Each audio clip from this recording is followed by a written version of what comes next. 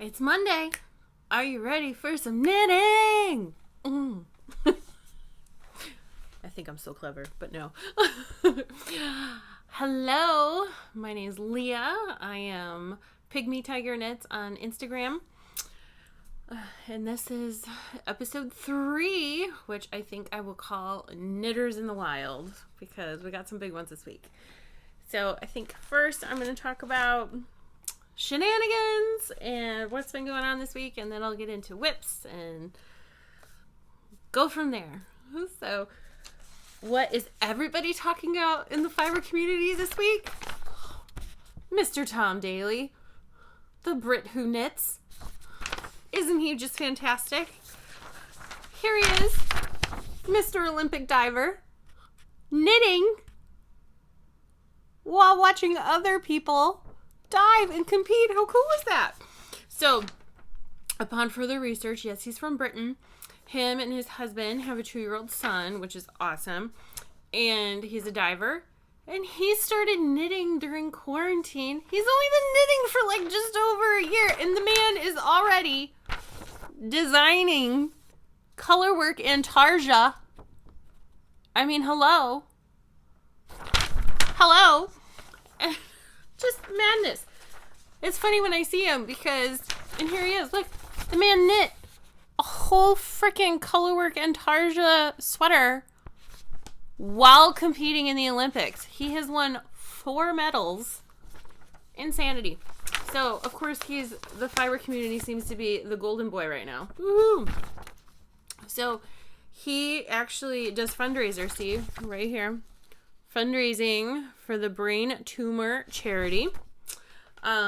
So he has several patterns, and he also auctions off things that he has crocheted and knit. So he was a crocheter first, a hooker, and turned knitter as well. And how cool is that? I mean, stop it. Not only is he highlighting the fabulous community that I love to be a part of, he is also becoming a rock star, and he's a male knitter, which, you know, we just need more of, which is, can't tell you how cool that is. So, you know, knitters in the wild. Woohoo. The other knitter in the wild. Hi, Kristen! It was so nice to meet you on Sunday. So, I love to get my nails done, and I go quite a distance, a little over an hour, to the salon I go to, because where I am located, the salons, there's just not a really good nail salon that I'm happy with. And if I'm going to pay the money, then I want it to look good and last. So, and I always bring my knitting. And I don't know what's happened. Obviously, technology and cell phones. I really can't stand every time you go to anywhere where it requires waiting and everyone's just on their phone constantly. Nobody is looking around and making connections and striking up a conversation with strangers, which I know is kind of weird for some people, but I don't know. I was raised that way. Like, we talk to everybody and anybody. I mean, geez, my mom makes best friends with the people on an airplane going somewhere. Like, it's just how it was brought up. I'm a little bit more of a watered down version from my mom and her brother. But yeah, you make connections with people and meet people and talk. And I don't know. When I was a kid, we either had our book or a Game Boy. I was always more towards a book. In doctor's offices and things like that. And now that I'm a knitter, obviously I'm knitting if I don't have my children with me, of course. So when I go to the nail salon, I always have my knitting with me, and I usually get a little bit of work done on a sock or whatever I brought with me. And it just makes me sad looking around, and everybody's on their phone. But this day, Sunday, I walk in, and I sign in, and I go to sit, and I see a knitter in the wild. Not a knitter in a yarn shop, not a knitter at a convention or a fiber festival, a knitter in the wild. And her name was Kristen. And so she was working on this pretty blue sweater. And I sat down next to her. And I said, well, it looks like you're my kind of people. And I pulled my project bag and set it on my lap. And I whip out my sock and I start knitting away next to her. We start chatting, which was lovely. It was so good. I think it made her knitting heart happy and my knitting heart happy. And I was sharing with her and her with me and talking about what we're knitting and how long we've been knitting. She learned how to knit a long time ago, but she only recently picked it up again and started really progressing more in the last year or two. I think that's right, Kristen. Correct me if I'm wrong. And this girl, I mean, she's jumping into sweaters, and this is her car sweater, and she's got another one at home. And I was like, girl, I got you. And telling her tips and tricks and things to look at. She didn't know where to buy yarn.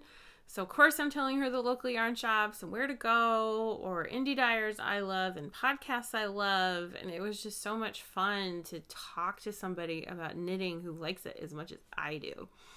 You know, being a stay-at-home mom with 3 kids, I don't always have that knitting community. There are a couple moms here who knit, but we haven't gotten together in such a long time because of COVID. We need to get together, but of course it's summer and it's super busy in the summer. Everybody's traveling, everybody's going camping, everybody's got this activity and that activity. It's just a lot. And also it's freaking muggy as hell outside right now. And it's, like there's like steam fog on my windows on my knitting. Like muggy. Gotta tell you, I cannot wait for fall and cooler temps so I can wear my fabulous knits. I'm really just ready. So, but it was so nice to get to talk to Kristen and meet someone new. I miss fiber events. I really miss them. I really would like to go to Sleeping Bear Fiber Retreat in November, but I think all the spots are full, but I think I'll try to go next year. I have Rhinebeck coming next year in 2022 with my Rhinebeck girls and my mom. That'll be her first Rhinebeck. She's a quilter. She does know how to knit a little bit, but quilting is definitely her primary fiber love, which is totally fine. I'm like, Mom, just wear one of your quilted jacket things and people will stop you and ask you what you're wearing and everything. It'll be great. I just really want to share that positive energy with her and encourage her some more into this wonderful community that I love so much. And I don't know if anybody has ever been to any fiber event in general, or even just a knit night at a yarn shop, it fills your bucket. It fills my knitting heart. It makes me happy. It makes me glow with sunshine and positive energy. And oh my gosh, to go back to Rhinebeck and walk around and have people stop you and ask you what you're wearing, and just you feel like a celebrity. And it's so silly, but it's just amazing, and I can't wait. So this was like a little drop in my fiber love bucket with Kristen. It was so lovely. And got to talking with her and like some yarn recommendations and whatnot. So Kristen, if you're watching, hi. I'll talk about a little bit of yarn with you. So this is the shepherd's wool I was talking to you about. So shepherd's wool is made by Stonehenge Fiber Mill in Michigan. It's a fabulous, fabulous wool.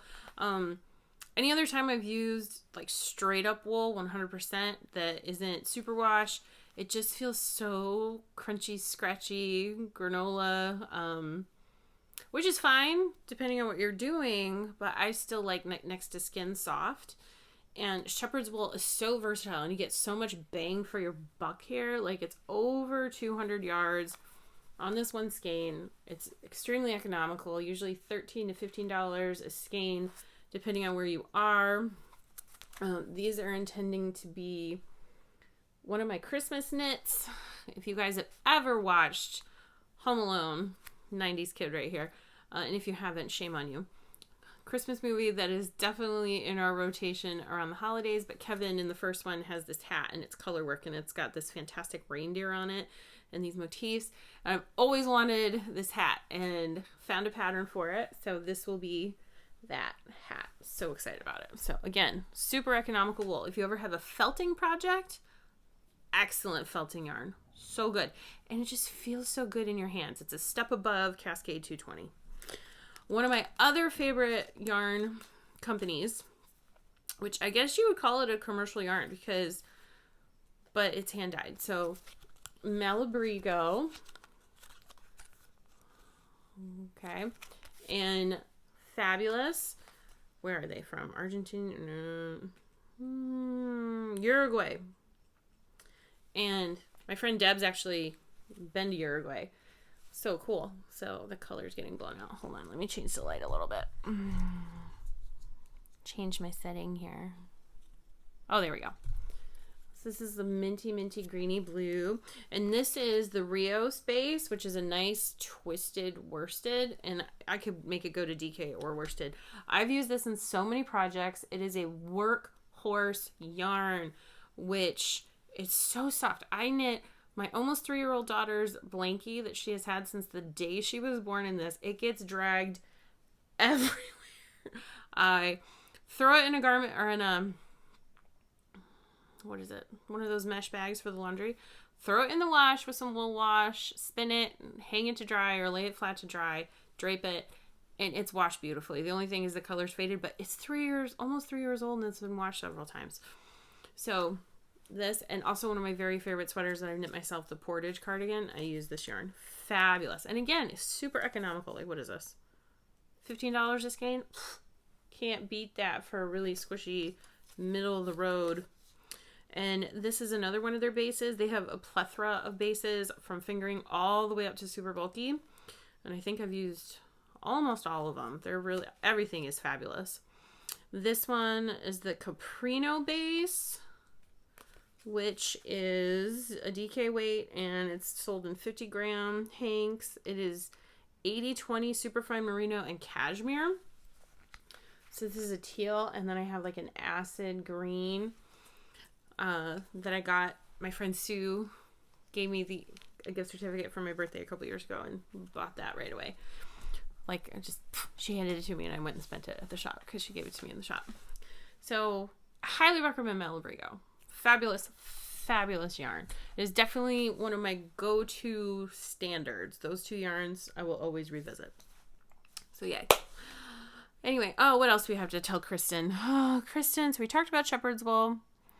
All right, knitting podcast. So she's been using YouTube for how-to videos and how to learn new stitches. She just learned how to knit front and back, and I told her when I first started knitting, that's what I would do. Every time I would pick a project, I would make sure that there was a new skill that I didn't know yet. So that way I was forced to learn a new skill with every project until I kept building up my toolbox. And now it's really not intimidating to me to go learn something new for a new project. I just go to YouTube or I take a class if I really want some guidance. But she didn't really know about like video podcasts like this on YouTube, where it's just someone talking to you about what they love, what they've been knitting, what they're working on, dream knitting, anything like that. So I have a couple podcasts to recommend. My friends down in Indianapolis or over in Zionsville has started a podcast a little over a year ago. It's called Flock Around the Table, and it's Sue and Deb and Micah, and they're fabulous ladies, and they get on each other, and it's just hilarious, and I miss them so much. And Sue actually told me about a new one that I actually just recently watched, and I'm already in love, so it will definitely be in my rotation, called Frugal and Frivolous. And it's these two sisters, and one likes to spend money and one is more frugal, and their fiber journey together. It's just it's so far it's great, and I'm loving it. So thank you, Sue. The Grocery Girls are great. They're probably, I consider them kind of the Oprah of the knitting podcast. They have like almost 60,000 followers. They're another pair of sisters out of Edmonton, Alberta, Canada, and they get on each other. Their family owns an IGA grocery store, thus the Grocery Girls, and they're just fabulous and chatty and very well versed in their podcast that's been going for several years now. I've met them twice now. They're really nice ladies. I highly recommend them. Amy Beth for the Fat Squirrel Speaks. She's down in Indianapolis. She's really great. She makes project bags, and she likes to quilt and sew her own garments as well as knit. She's just all well-rounded fiber arts. Chelsea Yarns. Her name's Christina. She's in New Jersey. Her and her husband used to have a yarn shop. She started dyeing yarn, and then during quarantine, she actually closed the shop and just started dyeing at home full time. And her husband, Red Bank Mike, that's not his real name. That's just what she always calls him. And their chickens. Their yarn is beautiful. One of her advent calendars will be arriving to my house this fall, so I cannot wait for that. And also, Christy Glass Knits is a great podcast. She interviews a lot of people in the fiber community, dyers, designers, influencers, and knits a lot as well. So, and she actually just recently moved to Michigan.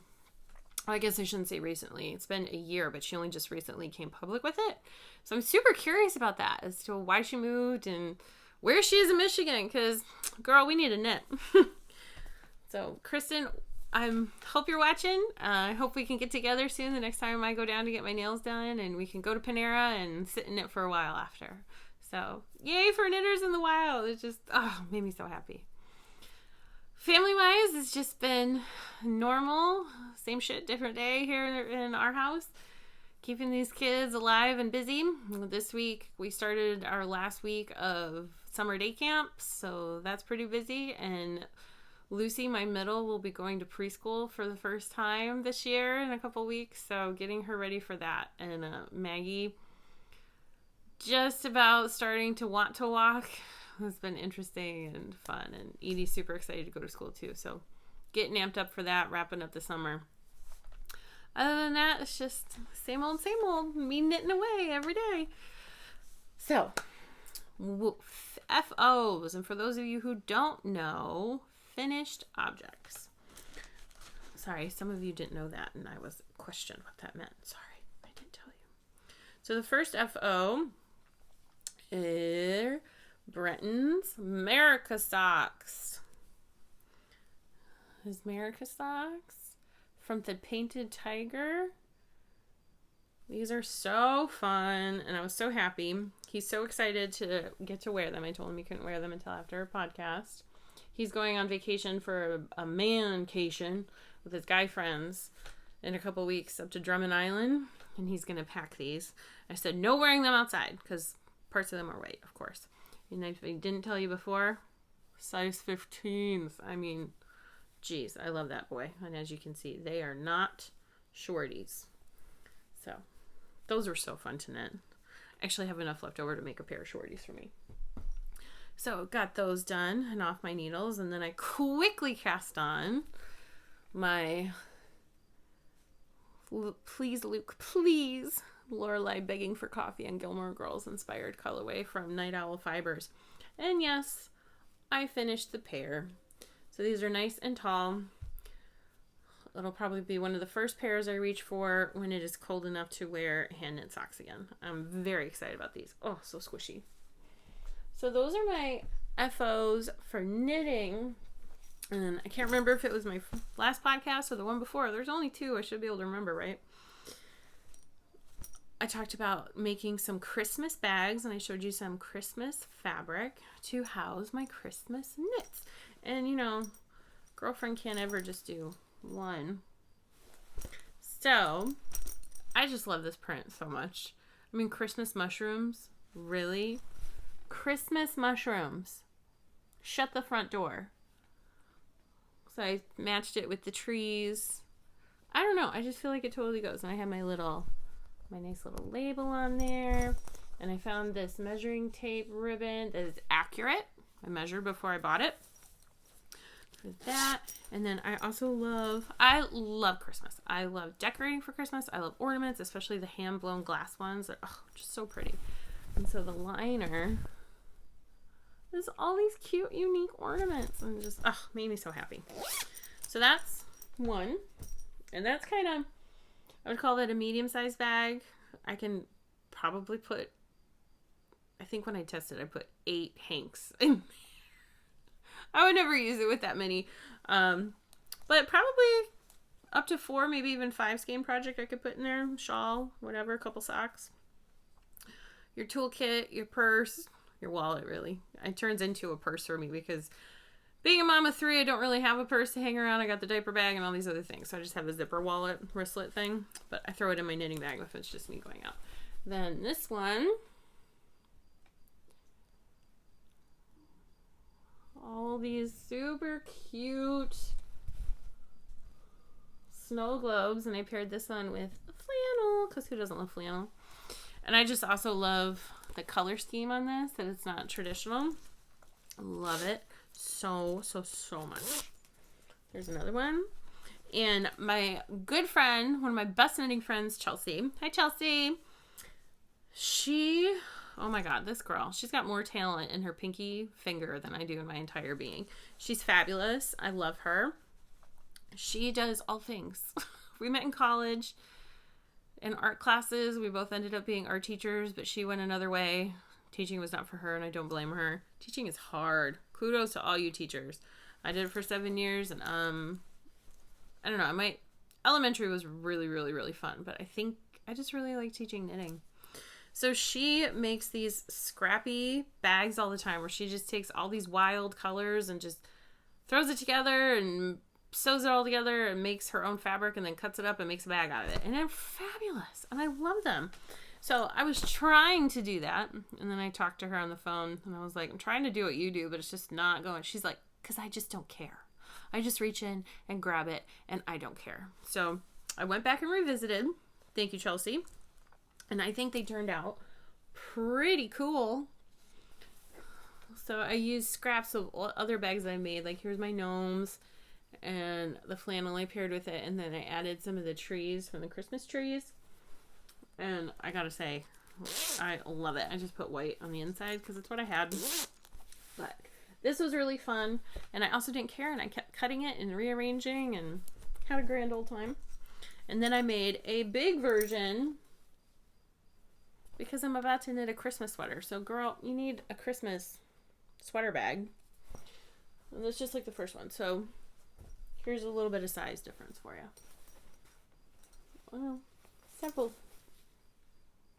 inches bigger. So I got my sweater one. And then my super sweater. Everything Christmas bag. And this one has some of the mushrooms in it. And even, does this one have it? I had a little bit of black velvet in one of them. Might be the other one. So this one's nice and big. My carry-all. I could probably fit the other sweater bag and my purse and my toolkit and all kinds, like 3 sweaters worth in this. So can't wait to start filling those up. But I'm taking a tiny little break from my Christmas knitting because I needed to swatch and get that correct and do those couple of socks I actually cast on just a few minutes ago. Sue, you might be happy about this. Although I gotta say, I can't remember how big your feet are, so these ones might be for me first, and then I'll make yours second. Because I cast on 64 stitches, and I don't know if I should actually cast on less for you, like 56. So gotta reference my notes before I keep going. So that's that. Yeah, what else we got? An acquisition I got about a month ago. If you guys don't know Susan B. Anderson, you should. She's wonderful. She is such a kind lady. I actually was fortunate enough to take a class with her up at Wool and Honey.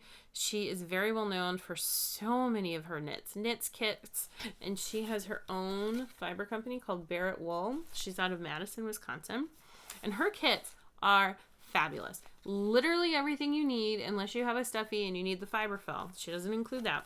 But I got the Mother Hen kit. As soon as I saw this, I thought about my friend Chicken Sharon. She's down in Indianapolis, and I love Sharon. She just cracks me up. I actually dubbed her Chicken Sharon because she's so in love with chickens. She says she only buys eggs from happy chickens, and she knows they're happy because she goes and visits them. And she has a rubber chicken purse. Like, it's a rubber chicken that was fashioned into a purse. Like, just... So I started calling her Chicken Sharon, and the other ladies picked up on it, and it's just snowballed from there. So when I saw that Susan B. came up with a chicken stuffy, had to order that. So it comes in this little muslin bag, and all of her packaging is eco-friendly, which I really think is awesome of her. So she has everything wound up, ready to, everything. Everything's the appropriate amount you need, not a whole lot extra, which is fine by me. She's got all the colors you need. Whoops. And then, any little notions that you might need. There's the safety eyes and the thread for details, and other kits I've gotten where you need stitch markers. She includes those. Or usually you can, if there's one that you need buttons for, she'll include the option to add the buttons, and they're hand carved. Like, Susan B. And this base, I can't even tell you. What is this one? This is her, I think this is her home series. It's not the woolen spun, it's the worsted spun.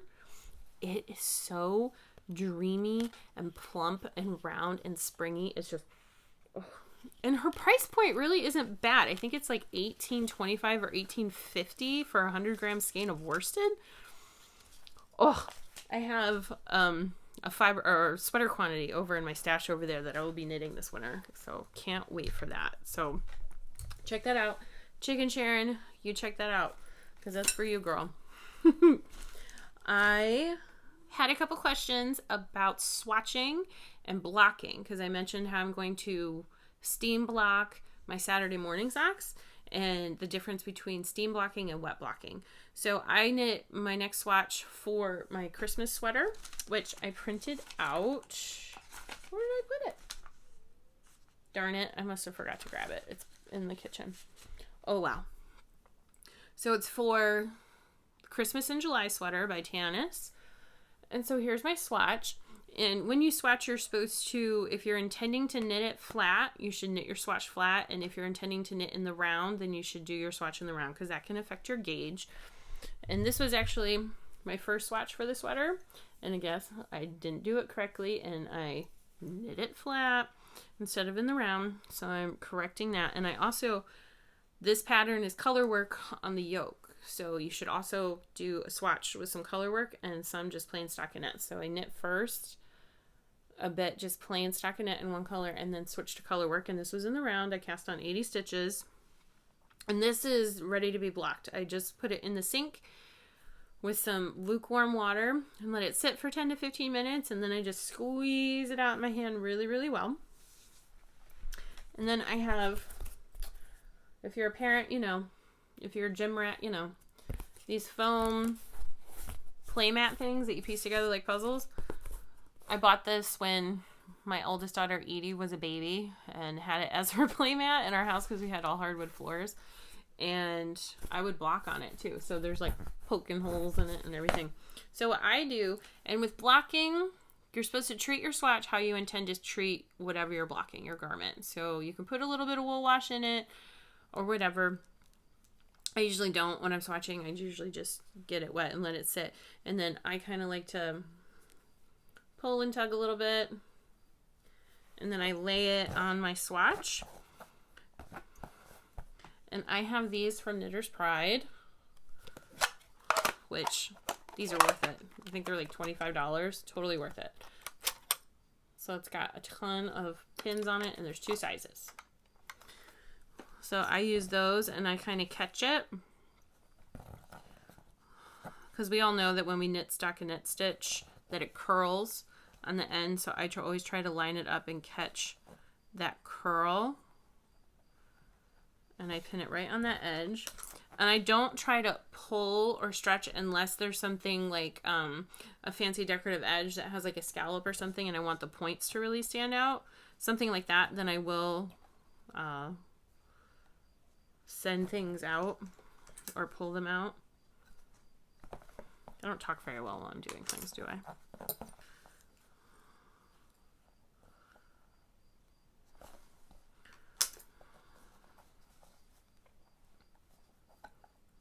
So you just kind of pin it down. You know how they always say like reshape your sweater after washing? It's kind of like that. So I have it pinned on my little board here, and I will probably tidy this up because it's hard doing it on my lap because I'm terrified that the pins are going to come through the other side and stab me. So I will refinesse this so it's all in a nice straight line, and I'll set it there. And I'll set it, if it's winter time, I will generally set it in front of a fan, or if it's really humid, I will set it in front of a fan to dry quicker. If you are blocking things or washing things, don't ever lay things on a quilt or towel or something to dry, because then that makes that surface damp and full of moisture as well and keeps the moisture longer, which can cause mildew. So don't do that. If you don't have a big enough space or you don't have mats or anything like that, cut open a garbage bag and pin that down like on your bed or guest bed or something, and then lay it out on it, because then you have that water resistant surface and it's going to dry quicker. So that is how to wet block. Now if I was going to steam block, I would have a dish towel, like a tea towel, and get it wet, probably a little bit wetter than damp, like squeeze out damp, like a little bit wetter, and I would lay it on top of my item that I want to block and then put my iron on it and steam, and it'll take the moisture from your towel and set it into your garment or object like my socks, and it'll help set those stitches and relax the fibers a little bit so it lays nice. So those are 2 different methods of blocking. Also, let's say I am working on my colorwork sweater and I'm nervous about the top of it.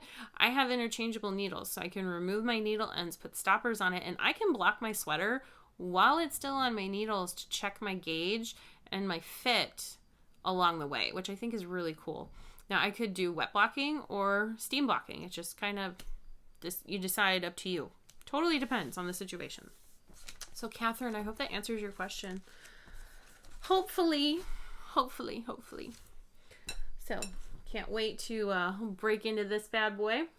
I want to get started on this soon. Hopefully this swatch works out well. Although it's a little bit looser than I kind of want. So I might do one more swatch and do my gauge a little bit tighter and redo the math. So that way I really like the fabric. Because what's the point in knitting something if you don't like the look? So, but I am going to be flying to Seattle to visit my mom and sister-in-law with all 3 of my children flying by myself. Pray for me. Call me crazy. I think it's going to be okay. I'm only worried about Maggie because she's a little bit busy as a 1-year-old. So we'll see how it goes. Hopefully she'll just be zonked out and tired, and I'm not above Benadryl. So, but I would like to bring that sweater with me. So I'd like to have the color work done before we leave. So that way it's just straight body knitting and probably a couple pairs of socks. So that's coming up in the very, very soon. Those socks are coming soon. I weighed this yarn and I do have enough for another Brio Cherry hat, which I brought the pattern out so you guys could see. It is by... Did she not sign it? Katrine Schubert. And that's this pattern. And it's totally reversible, which is awesome. Shannon tried it on and loved it, so I had enough yarn. Can't wait to knit that for her and send her a little treat in the mail. Love sending happy yarn mail. What else do we have? I also pulled out this. I'm going to keep working on that. And also my memory blanket is needing a little bit of love. It's been kind of yelling at me. And then some upcoming knits, some patterns I thought were really cool that I want to work or look in my stash and see what I have. I always end up knitting a couple hats in the winter. I have so many hats, but it's nice to have a refresher or 2. So this is Haley Sharping. I mean, look at that. Oh, who does not love a giant snowflake motif? I mean, come on. And of course, I was perusing her site. So I actually ended up purchasing 3 patterns. She really has a knack for color work. So that was really fun. And I think this one, the first one called the Crystal Mountain Hat. I'm so sorry I didn't tell you the name of that sooner. The Crystal Mountain Hat is Aran weight. This one is the McLean hat, and this is worsted. Then this one isn't color work. This is just a really cool texture. I think it has something to do with slipping the stitches. It's called Story Hill. Like, look at that fun texture. I also love the play on, most of the time designs go horizontally, or vertically, I mean, and this one's going horizontal. I like that a lot. And this one I do believe is worsted as well. Yep, worsted.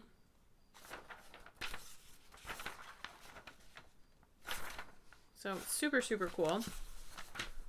Then, so I was looking, she is called Pearls and Pepper on Instagram.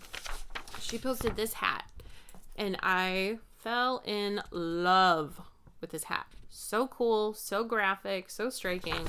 And I bought, you can actually see it right here.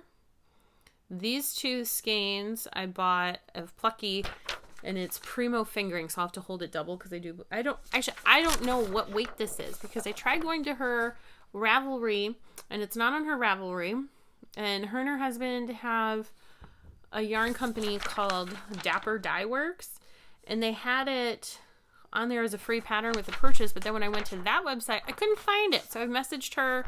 Hopefully she gets back to me because this needs to be in my life. So if it's fingering, then I'm golden. If it's worsted, then I'll hold my fingering double.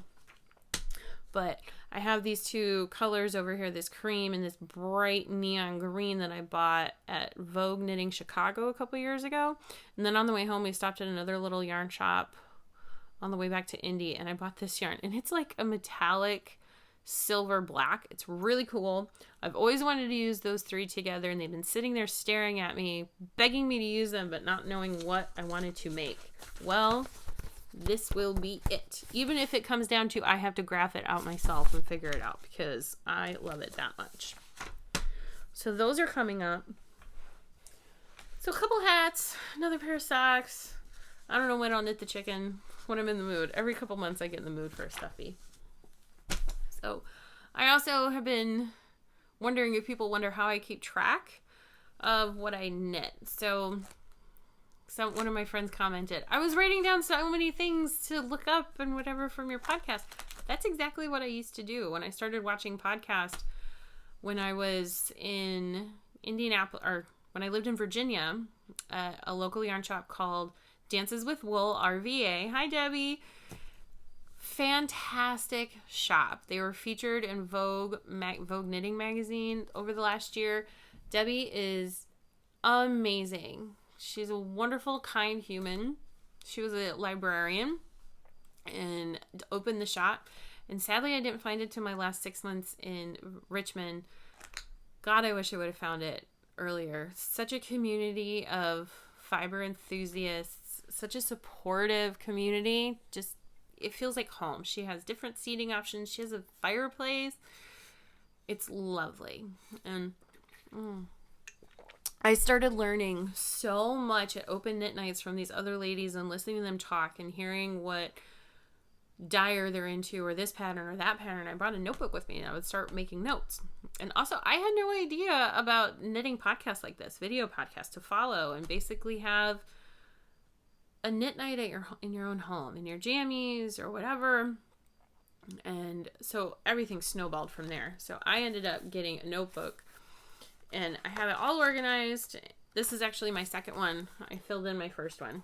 So I decorate it with washi tape and I will tape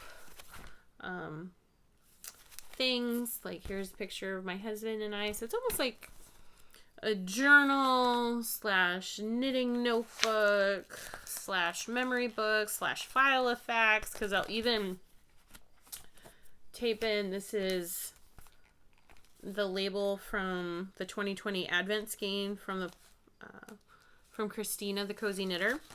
Or when I go, like certain yarns I've used, I'll tape in the labels and things like that. I've even taped in memories. I've taped in my Christmas cards and things like that. I got these really cute little birds that are made out of fiber. I have 2 of them now, and she sends little hand-drawn things, and she has really fun shredded packing material, so I made a little weaving in there. So I just keep everything in here. This is my brain. These are my memories. So when I've moved my stash several times now, and every time I move, I end up reorganizing and learning how I want to pack it, so it's less work when I get to the new house. So what I do is I inevitably will just put each cube in its own bag with a label of where it was in my frames. But I realized when we moved from Richmond to Indianapolis that I had forgotten a lot of the yarn that I have purchased and what it was for. Inevitably, of course, I have so much yarn now, I try not to buy yarn unless I know what I want to make out of it, unless it's already speaking to me and telling me what it wants to be.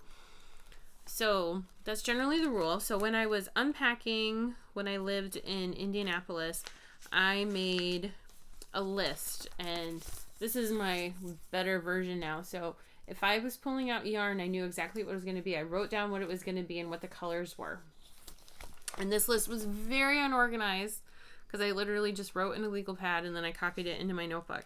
Now I have refined it, and it was also really great because it made like a documentation of, oh, this was a completed object and this is completed. So every time I complete something, I go and cross it off and highlight it. And this is a multi-year list, so I don't feel pressure to finish a list in a year. I just change highlighter colors, so then I know, okay, pink was 2019, yellow was 2020, and whenever I can go and count how many finished objects I had that year, how many finished pairs of socks I had that year. So now I have it. So this is the hat page. I have a shawl page. I have a children's garment page, an adult garment page. I have my sock page. Pink is 2021, by the way. Miscellaneous projects. So these are like stuffies or mittens. Or I knit a tree skirt for one of my Christmas trees, which actually turned out really, really cool. I'll have to show it to you around Christmas time. iPad covers, that kind of thing.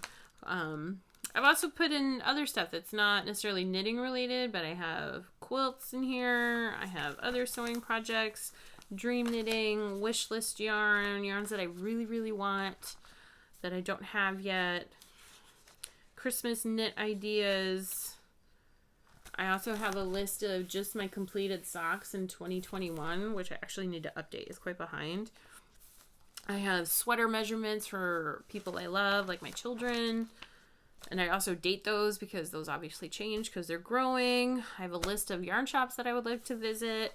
I have sock sizes of people I love enough to knit socks for, that is.